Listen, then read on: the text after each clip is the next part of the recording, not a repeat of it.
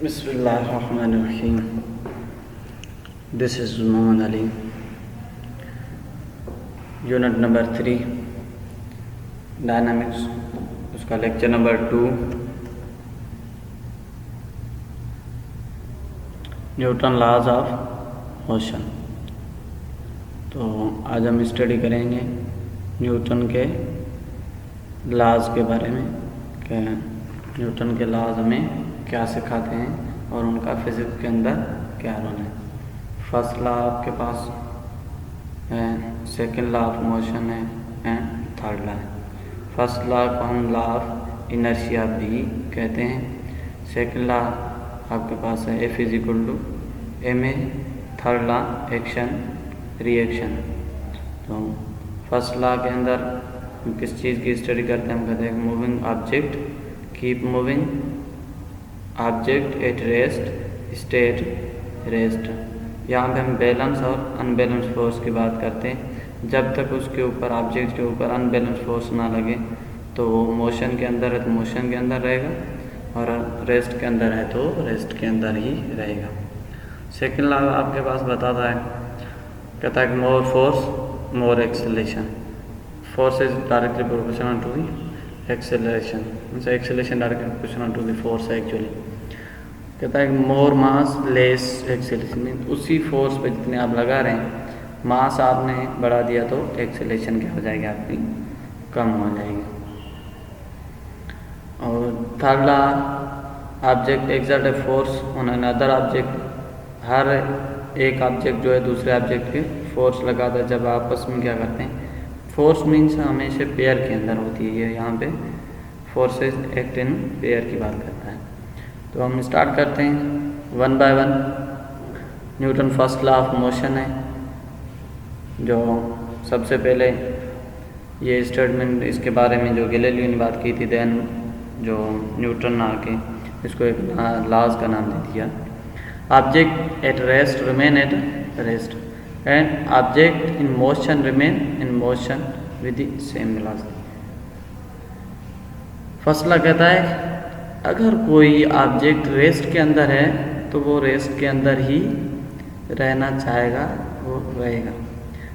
Second जो statement वो कहता है कि motion object in motion remain in motion with the same velocity.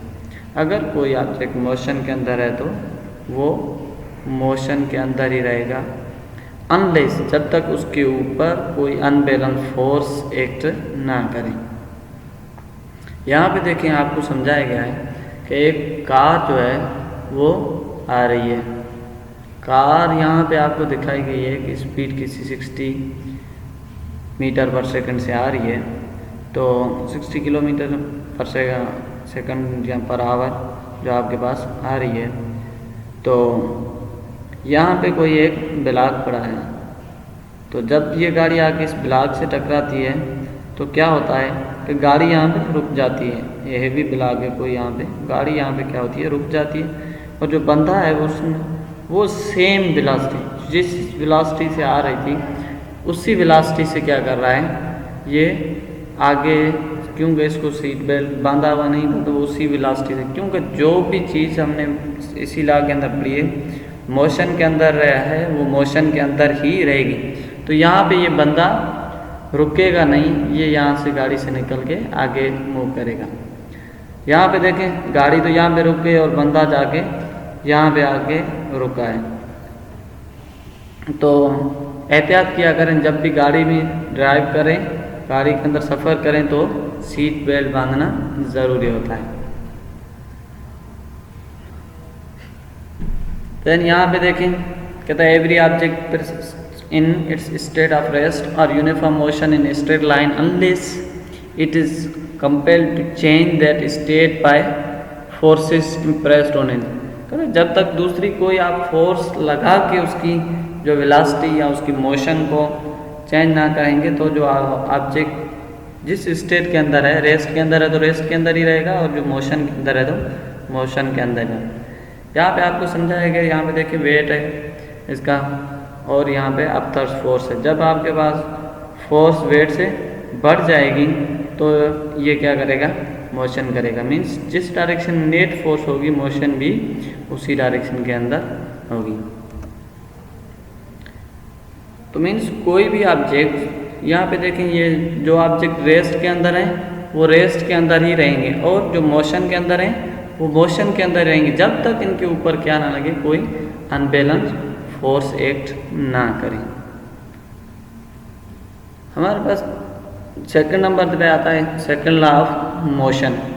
तो सेकंड लॉ के अंदर, फर्स्ट लॉ के अंदर हम जो फोर्स की डेफिनेशन पढ़ते हैं वो क्वालिटी बताता है, जस्ट फोर्स की क्वालिटी बताता है। यहाँ पे क्वांटिटी मेजरमेंट्स आती, क्वांटिटी की मेजरमेंट करते हैं कि फोर्स की कितनी क्वांटिटी है और क्या क्या उसके इफेक्ट्स हैं। तो यहाँ पे देखें डेरिवेशन हुई है, अक्सर आप इसी तरह से डेरिवेशंस पढ़ते हैं और बुक के अंदर इसी तरह लिखी होती है कि rate of the momentum mv minus v आपके पास final means in minus initial और divided by time rate of the momentum. तो इसी तरह आप करते हैं जो डेरिवेशन पढ़ते हैं। एक्चुअल ड्राइव जो हम इस तरह से करते हैं, एक्चुअली जो है ना law second law of motion इस तरह से हम पढ़ते हैं जिस तरह से स्टेटमेंट बताती है। This law provides quantitative definition of the force. Force is an agent which produce the acceleration in object. Force क्या है? एजेंट है जो एक्सेलरेशन प्रोड्यूस करता है ऑब्जेक्ट के अंदर। हमने पहले भी फोर्स की डेफिनेशन पढ़ी थी कि फोर्स एक एजेंट है जो या तो किसी ऑब्जेक्ट की पोजीशन को चेंज करता है या चेंज करने की कोशिश करता है। यहाँ पे देखें क्या करता है, एक्सेलरेशन प्रोड्यूस करता है ऑब्जेक्ट के अंदर। Magnitude of the acceleration will be more for more force and will be small for small force. जितनी फोर्स जाहिर सी बात हम ज़्यादा होगी उतना एक्सेलरेशन का मैग्नीट्यूड भी बढ़ेगा। मीन्स एक्सेलरेशन डिपेंड करती है फोर्स के अंदर। तो हम कहते हैं acceleration is directly proportional to the force. Acceleration जो है वो किस पे डिपेंड करती है? फोर्स के अंदर ऊपर डिपेंड करती है। हम कहते हैं और acceleration inversely proportional to the mass. उसी फोर्स पे अगर हम मास बढ़ाएंगे तो एक्सेलरेशन क्या हो जाएगी? कम हो जाएगी। हम इन दोनों इक्वेशंस को कंबाइन करके देखते हैं तो हमारे पास आता है acceleration direct proportional to the force inversely proportional to the mass. और हम जब भी प्रोपोर्शनलिटी साइन रिमूव करते हैं कोई न कोई कांस्टेंट यूज करते हैं। यहाँ पे हम के कांस्टेंट यूज करते हैं। K is use as a constant of proportionality and इस वैल्यू इज 1। इसकी वैल्यू क्या है? के की वैल्यू हम 1 लेते हैं तो आपके पास इक्वेशन क्या बन जाएगी? A acceleration is equal to F over M. तो हम यहाँ पे बाय क्रॉस मल्टीप्लिकेशन यहाँ पे फोर्स के साथ मास डिवाइड हो रहा है, यहाँ पे जाके मल्टीप्लाई हो जाएगा तो हमें F is equal to M A, जो एक्चुअल सेकंड लॉ की इक्वेशन इसी तरह ड्राइव होती है। और F is equal to M A, ये मास आपके पास बताता रिलेशनशिप के एक्सेलरेशन और फोर्स का आपस में।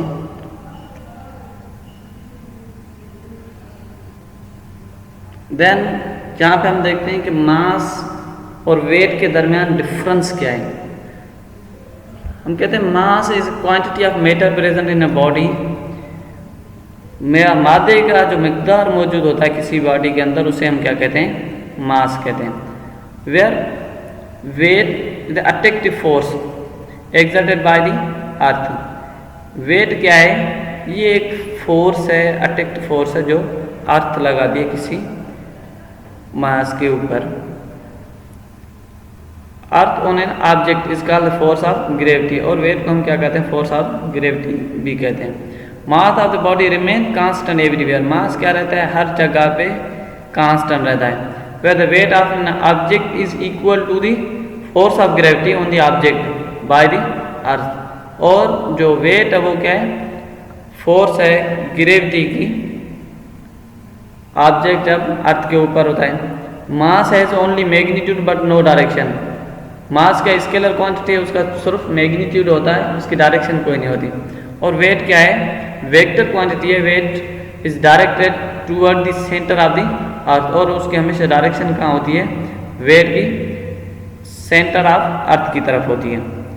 Mass is मेयर्ड in kilogram. मास को हम किलोग्राम में मेयर करते हैं। तो वेट जो है वो फोर्स है, तो इसीलिए हम वेट को किस में मेयर करते हैं? न्यूटन के अंदर मेयर करते हैं। Mass is constant regardless of the place geographic location. ये ना ज्योग्राफिक लोकेशन पे डिपेंड करता है, ना ही आपके पास किसी प्लेस पे जो है डिपेंड करता है। अर्थ के ऊपर हो या अबोव द अर्थ, तो एवरीवेयर रिमेन कांस्टेंट। फिर वेट जो वेक्टर क्वांटिटी जाहिर सी बात है वो क्या करती है, वेरीज विद ज्योग्राफिक लोकेशन, वो चेंज होता रहता है। Weight unlike mass is not inherent property of the object, where mass is inherent property of the object, object की अपनी प्रॉपर्टी है उसके अंदर, उसे हम मास कहते हैं। Mass remain constant everywhere on the earth और अबोव दी अर्थ, मास हर जगह भी क्या रहता है, कांस्टेंट रहता है। और यहाँ पे हम कहते हैं the value of g decreases with increasing distance from the centre of the earth, value of g जो आपके पास क्या होती है, डिक्रीज होती है सेंटर ऑफ अर्थ से, अबोव जाएंगे या करीब आएंगे। Weight less at higher altitude and at sea level then at sea level, weight जो है वो वेरी करता है आपके पास, तो हम यहाँ पे कहते हैं कि वेट जो एल्टीट्यूड पे अलग होता है, कम होता है, और सी लेवल पे क्या होता है, ज़्यादा होता है, क्योंकि ये फोर्स है जो always direct toward the centre of earth होती है। देन हम मूव करते हैं थर्ड लॉ ऑफ मोशन की। थर्ड लॉ ऑफ मोशन हमें क्या बताता है, ये एक्शन रिएक्शन की बात करता है। एक्शन है वे reaction but opposite in direction, हर अमल का रद्द अमल है उसका तरफ क्या है, मुखालिफ। यहाँ पे देखें एक बाल है जिसके ऊपर आप क्या करते हैं, एक्शन लगाते हैं, तो बाल के ऊपर इस डायरेक्शन में वो एक्शन लगता है, और रिएक्शन फोर्स कहाँ पे लगती है, आपके हाथ के ऊपर। सिंपली जैसे देखें आप कभी कोई टीचर है वो आपको क्या करता है, आपके फेस पे हिट करता है, तो उसके हाथ पे भी क्या होता है, रिएक्शन उतना का उतना सेम लगता है, मगर आप कहते हैं सर ने हमें मारा, ऐसा नहीं होता। एक्शन का रिएक्शन होता है same force. Statement of Newton third law of motion, हम कहते हैं for every action there is equal and opposite reaction, हर अमल का रद्द अमल है उसका तरफ क्या है, मुखालिफ है। The state means that every interaction there is in pair force acting on the two interacting object, जो आपस में दो बॉडीज इंटरेक्ट करेंगे उसके ऊपर फोर्स जो लगेगी पेयर के अंदर में सेम मैग्नीट्यूड होगा, बट उनकी डायरेक्शन क्या होगी, अपोजिट होगी।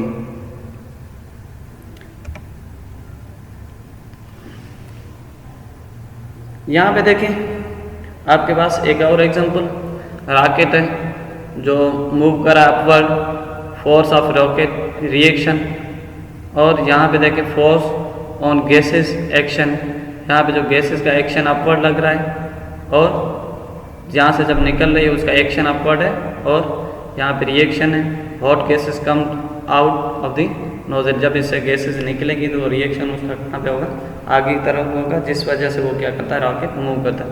यहाँ पे बैलून है, बैलून देखें इसका वेट डाउनवर्ड है, एयर जो इसके ऊपर लग रही है वो डाउनवर्ड है, और इसका रिएक्शन क्या है, रिएक्शन अपवर्ड लग रहा है। तो थैंक यू सो मच, इंशाल्लाह अगले लेक्चर के अंदर फिर मिलेंगे। अपना बहुत सारा ख्याल रखिएगा। अल्लाह हाफिज़।